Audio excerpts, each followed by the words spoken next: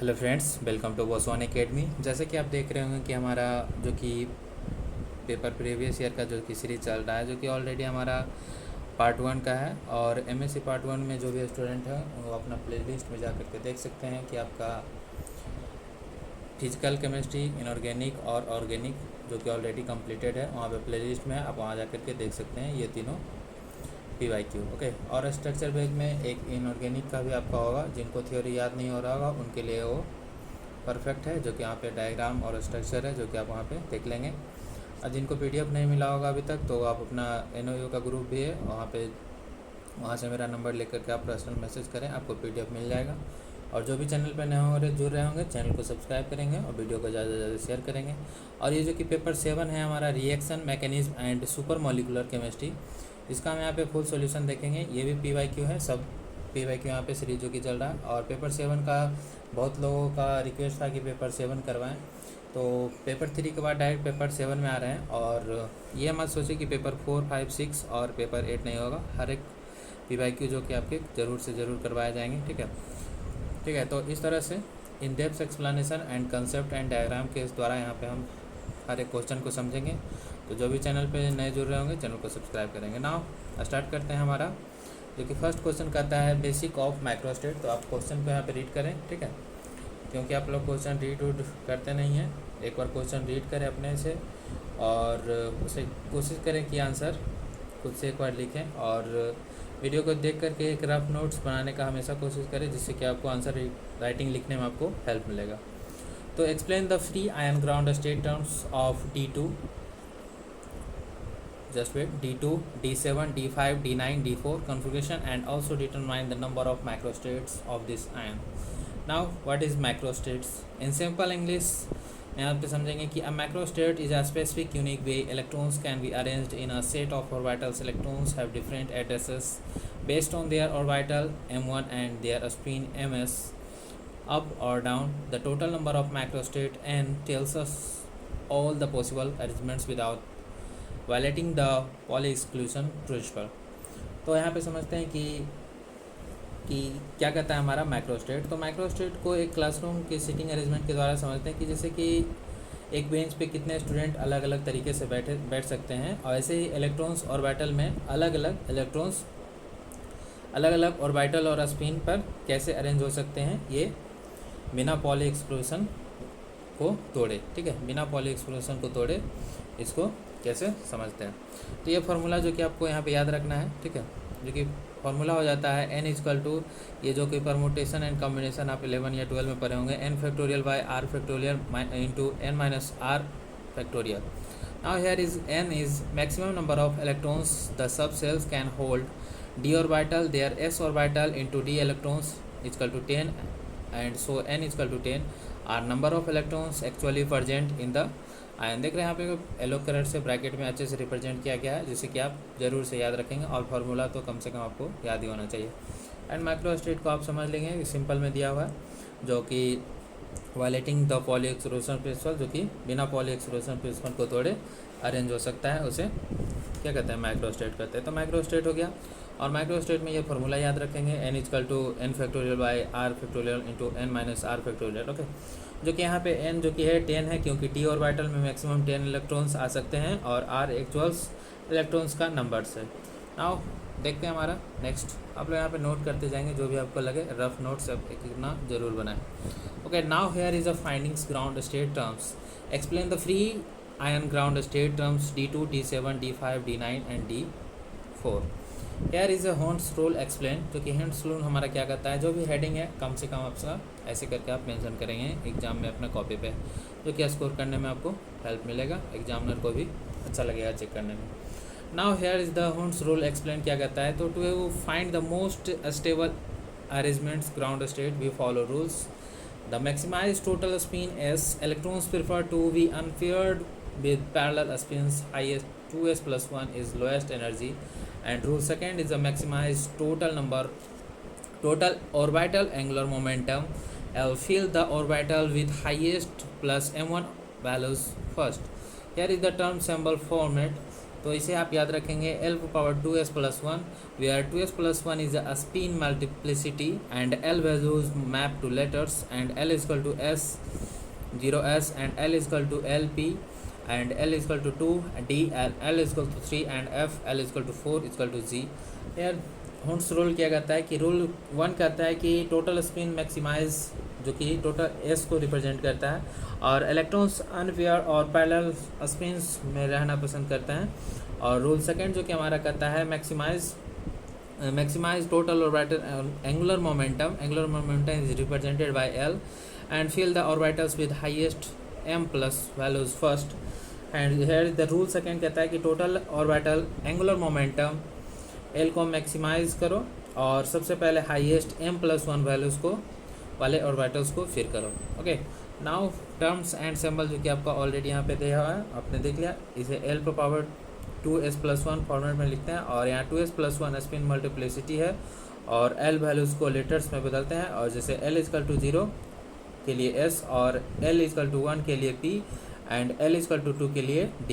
Okay, now it's clear. Now देखते हैं कि हमारा सेकंड क्या हो जाता है। ये क्वेश्चन नंबर 1 का ही अभी तक एक्सप्लेनेशन है। तो here is the detail the calculation of D2 and D7 configuration. तो अगर D2 कॉन्फ़िगरेशन क्या हो जाता है, microstate n equal to 10 and r equal to 2। Here n equal to 10 factorial 2 factorial into 8 factorial equal to 10 into 9/2 equal to 45। Microstates में क्या होता है, term shield 2n+1 unpaired electron जो कि फार्मूला आपका यहाँ पे माइक्रोस्टेट का दिया हुआ है, यहाँ पे फिट करके आप ऐसे करके ग्राउंड स्टेट 3f आ जाएगा। एंड D7 कॉन्फ़िगरेशन हमारा जो कहता है कि n equal to 10 and r equal to 7। Here n equal to 10 factorial 7 into 3 factorial equal to 10 into 9 into 8 and 6 equal to 127 microstates and the now 5 unpaired plus 2 paired and 3 unpaired electrons left. Now you can calculate and ground state is 4f. Okay, it's clear now. Now देखते हैं हमारा और भी question जो कि है उसे हम अच्छे से समझते हैं। टाइम बहुत कम है इसलिए थोड़ा फास्ट हो रहा है और आप कॉपी पेन लेकर के अपना जैसे भी हो आप समझने में आसानी हो। बाकी आपको PDF ऑलरेडी मिल ही जाएगा तो आप परेशान ना हो, लेकिन एक बार आप राइटिंग करेंगे तो आपको एग्ज़ाम में लिखने में ही आपको ये हेल्प मिलेगा। बाकी आप खुद समझदार है, MSc का स्टूडेंट है। Now here is the detail calculation of D5 D9 and D4 configuration. n equal to 10 factorial and 5 factorial and 5 factorial तो 252 हेयर D5 एंड D9 में हमारा n 10 factorial and 9 factorial 1 hole in the D shell and s equal to 1/2 and multi equal to 2 और ऐसे करके आप अपना calculation तोड़ लीजिएगा। ठीक है, उतना हम यहाँ पे अंडरस्टैंड समझाने का यहाँ पे टाइम नहीं है कि आप यहाँ पे क्लियर कर सकें। और यहाँ पे जैसे भी आप यहाँ पे फार्मूला है अपना आप 11-12 में factorials come permutation and combination पढ़े होंगे तो आप अच्छे से समझ रहे होंगे। सिंपल वे में यहाँ पे 4 अनपेयर्ड इलेक्ट्रॉन हो जाता है D4 में और कम से कम आपको याद नहीं हो रहा है तो D9 में याद रखेंगे 1 hole in the D shell है एंड ऑल 5 ऑर्बिटल्स है 1 इलेक्ट्रॉन्स है D5 में एंड D4 में 4 अनपेयर्ड इलेक्ट्रॉन है। जो हम बोल रहे हैं कम से कम जिनको याद नहीं हो रहा हो कम से कम इतना ज़रूर आप मेंशन करेंगे एग्जाम में। Okay, and n10 equal to n5 5 factorial 5 equal to 252 and term जो किया जाता है s power 6 and d power 2 and term d power 5। Okay, now it's clear now and move to the next one and here is the अभी तक first question ही चल रहा है और here is the final summary जो कि आप इसे चार्ट को माइंड मेकअप में कर लेंगे जो कि आपको मदद मिलेगा। याद हो जाता है तो बहुत अच्छा है। ठीक है, स्कोर करने में आपको बहुत ही बेनिफिशियल हो जाएगा। Now here is the configuration of D4 D5 D7 and D9। Here calculation n factorial r factorial n minus r जो कि आपका फार्मूला दिया हुआ कि एंड वहाँ पे फिट करना है 10 factorial into by 2 factorial into 8 and 10 factorial by 4 factorial into 6 factorial just like it and number of microstate is 45 210 252 and सब कुछ सॉल्व करने के बाद इतना आता है। एंड ग्राउंड स्टेट टर्म जो कि आपका आ जाता है 3f 5d and 6s 4f and 2d। Okay, तो इस तरह से आपका ये फाइनल समरी जो क्वेश्चन नंबर 1 का अभी तक यहाँ तक हम समझे हैं और ये आपका जो कि पेपर 7 का चल रहा है। ठीक है, पार्ट 1 का MSc का है। तो अब आता है हमारा सेकेंड डे का और ये आप बार बार रिपीट कर रहा हूँ, ये reaction mechanism and super molecular chemistry है पेपर 7 का। अभी तक आपका पेपर 3 ऑलरेडी कंप्लीटेड है। आप ये भी प्रीवियस ईयर ही है, ठीक है। तो जो आपका नहीं देखे होंगे फिजिकल केमिस्ट्री और ऑर्गेनिक और इनऑर्गेनिक, आपका प्लेलिस्ट में जाकर के देख सकते हैं। Now here is the question is second A, excited electrons transverse.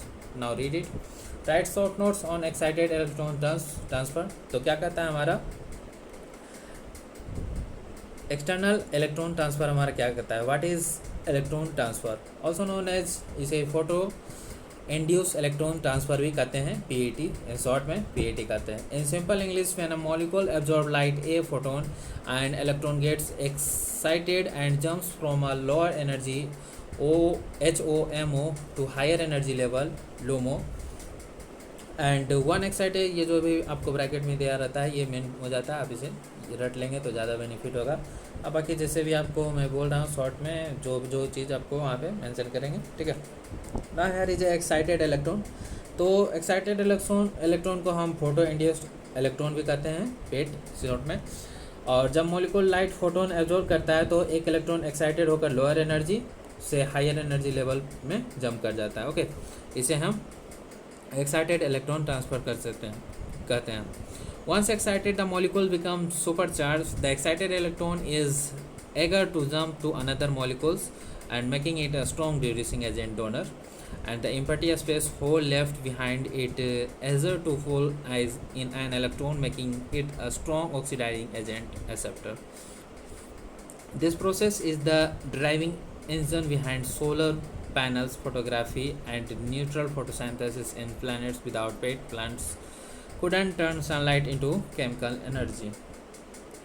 तो जो कि electron naturally down hill flow करता है और एक्सेप्टर की तरफ, जैसे ये रेडिकल जो कि केटायन डोनर और रेडिकल आयन एक्सेप्टर बनता है।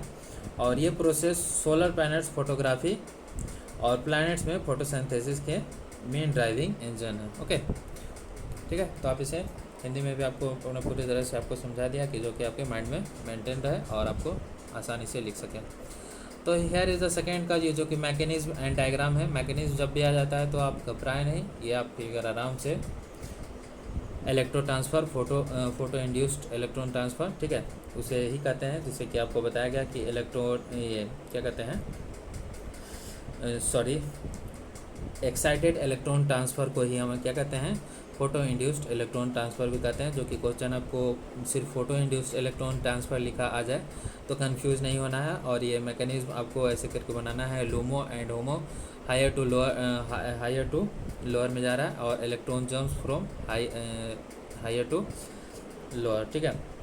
तो ये प्रोसेस यहाँ पे जो कि रिजल्ट जो कि आ जाता है, जिसे रेडिकल्स केटायन और रेडिकल आयन बनाता है। और ये प्रोसेस प्लैनेट्स में फोटोसिंथेसिस में ड्राइविंग इंजन हो जाता है। और ये जो हमारा मैकेनिज्म हो जाता है 2,2 बाइपेराइड, जस्ट स्टेप बाय स्टेप जो कि यहाँ पे समझाया गया, देखते हैं।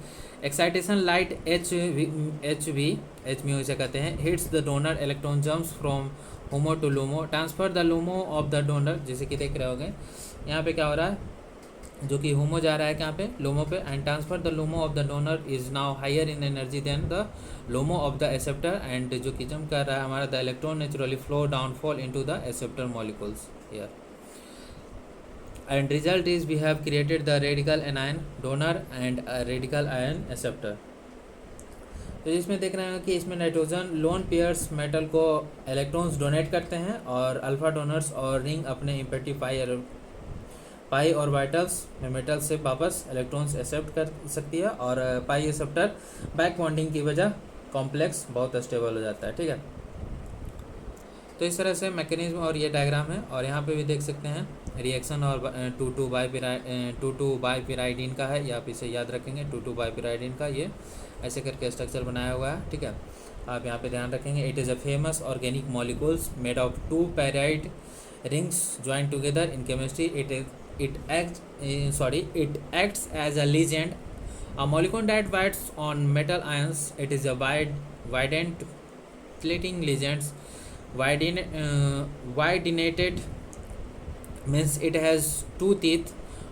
The 2 nitrogen atoms that grip the metal simultaneously, forming a very strong stable ring structure. Okay, तो इस तरह से आपका ये क्या हो जाता है, आपका 2,2 बाइपिराइड एक फेमस ऑर्गेनिक मॉलिक्यूल है जिसे दो पायराइडीन रिंग्स जुड़े होते हैं, ठीक है, दो पायराइडीन रिंग जुड़े होते हैं और जिसमें जुड़े होते हैं और ये वाइडाइन क्लेटिंग लीजेंट है और वाइडिनेटेड वाइडिनेटेड वाइड सॉरी वाइडिनेटेड मतलब इसके दो दांत 2 नाइट्रोजन एटम होते हैं जो मेटल आयन को एक साथ मजबूती से पकड़ लेते हैं और स्टेबल रिंग स्ट्रक्चर बनाता है। ओके, तो इसका रिएक्शन हम देखते हैं थोड़ा सा।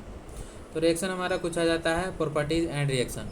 यार the properties and reaction of by pyridine so important in chemistry. तो bonding and mechanism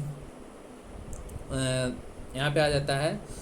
alpha donor the nitrogen lone pair donate electron the metal forming the main bond and pi acceptor the ring have empty pi orbitals that then accept electrons back from the metal. This back bonding makes the complex extremely stable and has the important reaction and react with the transition metals iron, ruthenium, osmium to form octahedral complexes. Example Ru p by b pi and 3 power 2 plus. And these complexes show intense color due to metal to ligand charge transfer. MLCT used extensively as a catalyst in solar energy conversion and water splitting. तो इस तरह से question number 2 का ए और B जो कि part by part यहाँ पे समझे। और ये थर्ड नंबर हमारा क्वेश्चन देखते हैं क्या करता है। तो थर्ड नंबर क्वेश्चन हमारा कहता है viral twist mechanism. Viral twist mechanism, what is viral twist mechanism? Imagine you have a complex 3D molecular shape, an octahedron, and it needs to change into its mirror image. Recommendation and summarization. The Waller twist is a mechanism where the happens intramolecularly. This means the molecules twist its shape without breaking any metals ligands bond. Thinking of graphing the top triangles of the molecules and twisting at 60-degree relative to the bottom triangle, the briefly form a prism shape then settles into the inverted shapes. यार इस तरह से समझते हैं कि अगर एक 3D octahedral molecule को अपने मिरर इमेज बनाते हैं तो वो बिना कोई बॉन्ड तोड़े अपना शेप चेंज कर सकता है। एंड मैकेनिज्म जो कि हमारा कहता है कि ये एक इंटरमोलिकुलर प्रोसेस है। इसमें मॉलिक्यूल के ऊपर वाला ट्रेंगल नीचे वाले ट्रेंगल के रिलेटिव 60 डिग्री ट्विस्ट होता है। Now here is the key feature of the Wheeler twist mechanism. No bonds are broken and passes through a trigonal prismatic intermediate state, D3 symmetric, and third one is a required energy to bend the bonds, what is often faster than breaking bonds completely. Here is the visualizing the twist. Okay, यहाँ पे देख सकते हैं आप, ये figure को आप ध्यान में रखेंगे, ठीक है। ओके, फिगर इज क्या है जो कि हमारा कहता है कि trigonal prism as inverted octahedron. तो सिंपल फिगर है जो कि आपको पहले बताया कि इसका मैकेनिज्म इंटरमोलिकुलर है और 60 डिग्री ट्विस्ट होता है और इसका इंटरमीडिएट जो कि ट्विस्ट के दौरान मॉलिक्यूल थोड़ी देर के लिए trigonal prismatic intermediate state D3 H symmetry में आता है और फिर इन्वर्टेड शेप में सेटल हो जाता है, ठीक है। ये तो आप फिगर बता दीजिएगा तो बहुत ही अच्छा हो जाएगा आपके लिए और स्कोर करने में आपको हेल्प मिलेगा, ठीक है। ये फिगर का आप अपने माइंड में मेंटेन कर लें। तो यहाँ पे देखते हैं इसी क्वेश्चन का Marcus Hush theory. Marcus Hush theory क्या कहता है तो इसे समझते हैं। मार्कस होस थ्योरी क्या कहता है, ये जब भी आप जो भी रेड पेन से आपको डिनोटेड है रिटन है उसे आप मेंशन करेंगे कॉपी में जो कि आपको अच्छा लगे और एग्जामिनर को पता चले कि यहाँ पे अब हम मार्कस होस थ्योरी को क्लियर रूप में concept the core concept of the Marcus Hush theory. This theory explain the rate at which an electron can jump from one chemical species to another in solution. Outer space electrons transfer. In simple समझते हैं in simple English, before an electron can jump, the atoms in the donor, the acceptor and the surrounding solvent water molecules must physically rearrange themselves to match the shape they will have after the jump. तो इसे समझते हैं कि क्या होता है हमारा कि मार्कस होस थ्योरी।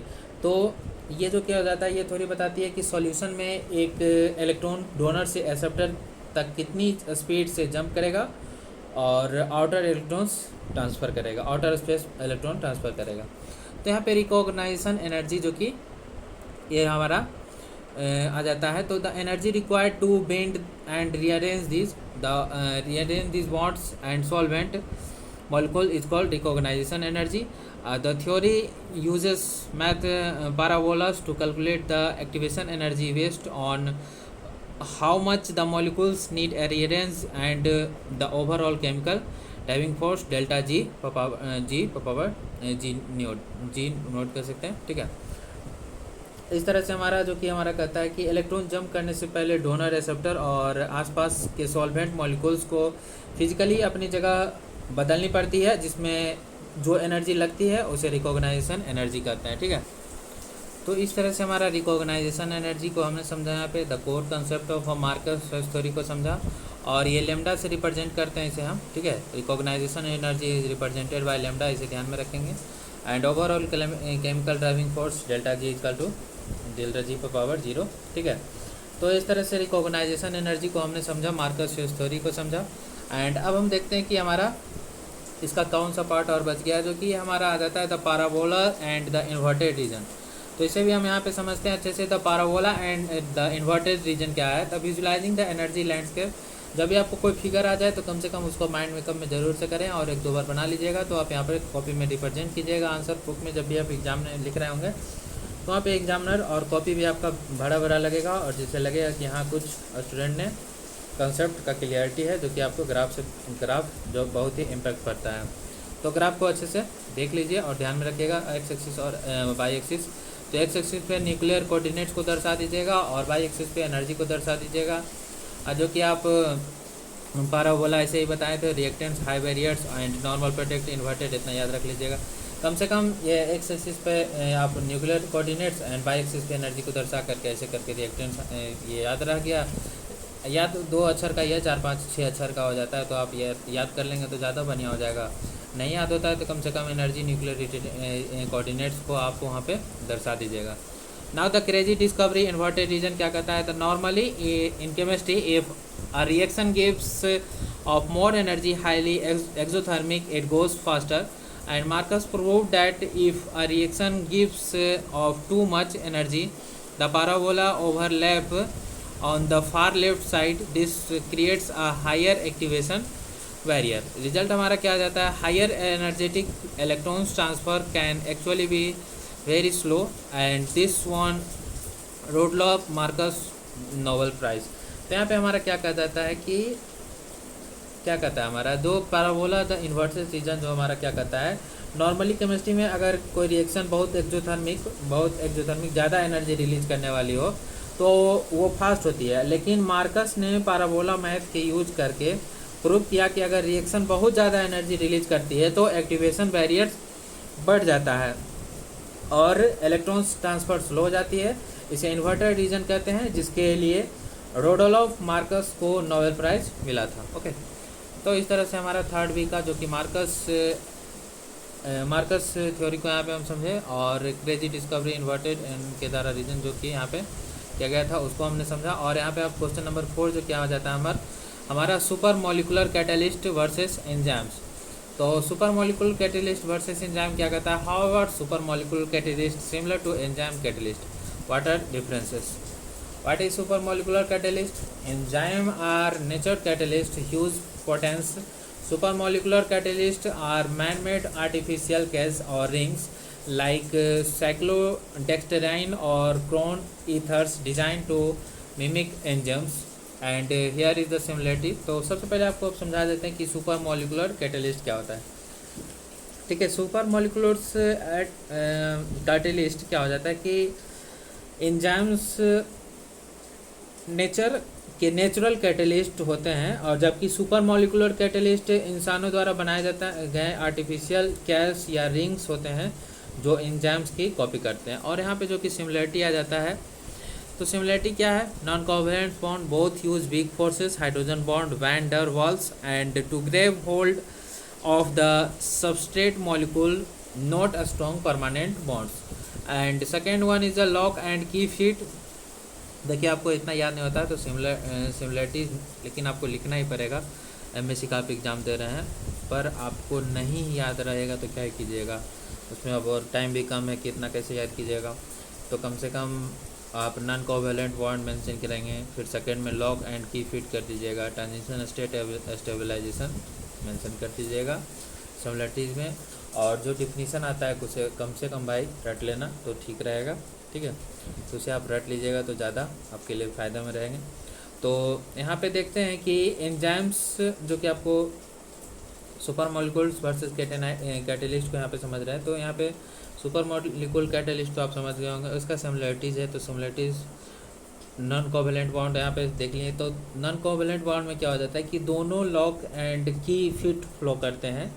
एक स्पेसिफिक शेप का मॉलिक्यूल ही उनकी पॉकेट में फिट हो सकता है, और सेकेंड जो कि लॉक एंड की फिट करता है कि दोनों non covalent both have specific pockets and only molecules right a shape can fit inside the take. दोनों नॉन कोवेलेंट बॉन्ड जैसे एच बॉन्ड यूज करते हैं। एंड ट्रांजिशन स्टेट स्टेबलाइजेशन जो कि होता है both speed up reaction hugging stabilizing the unstable in between a stage of the chemical reaction। तो दोनों ट्रांजिशन स्टेट इन बिटवीन के स्टेबलाइज करके रिएक्शन स्पीड बढ़ाता है। तो इस तरह से ये हमारा super molecule catalyst versus enzyme था, ठीक है। अब यहाँ पे ये की डिफरेंस जो किया जाता है हमारा nature mechanism versus manmade mechanism, ठीक है। तो जो कि हमारा nature machines versus manmade machines आ जाता है हमारा मैकेनिज्म। तो फीचर्स हमारा क्या आ जाता है, size and complexity and simplicity, specificity and stability and reaction.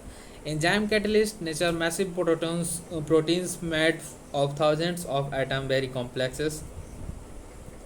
And specificity क्या कहता है कि extremely high often only works on specific molecules, and stability is fragile, will denture break at a high heat or extreme pH, and reaction is limited to natural biological reaction।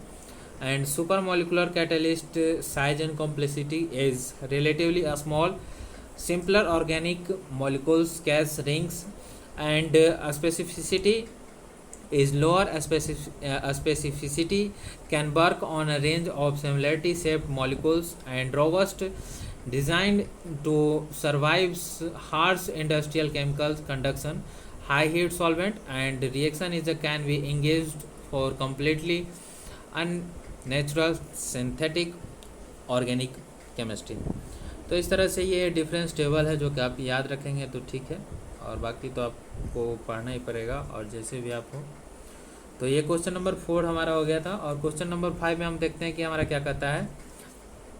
तो question number 5 हमारा कुछ इस तरह से है, the pathway of orbital inversion, describing pathway of optical inversion and isomerization।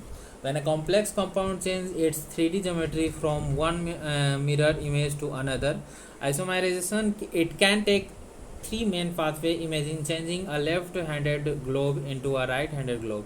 तो intermolecular pathway and dissociative pathways and associative pathway। तो यहाँ पे समझते हैं कि हमारा क्या कहता है pathways of optical inversion। तो हेयर इज द एक कॉम्प्लेक्स कंपाउंड अपने 3D शेप आइसोमराइजेशन 3 तरीक़ों से बदल सकता है, intermolecular pathway, dissociative pathway and associative pathway. इन 3 वे में ये चेंज हो सकता है, ठीक है।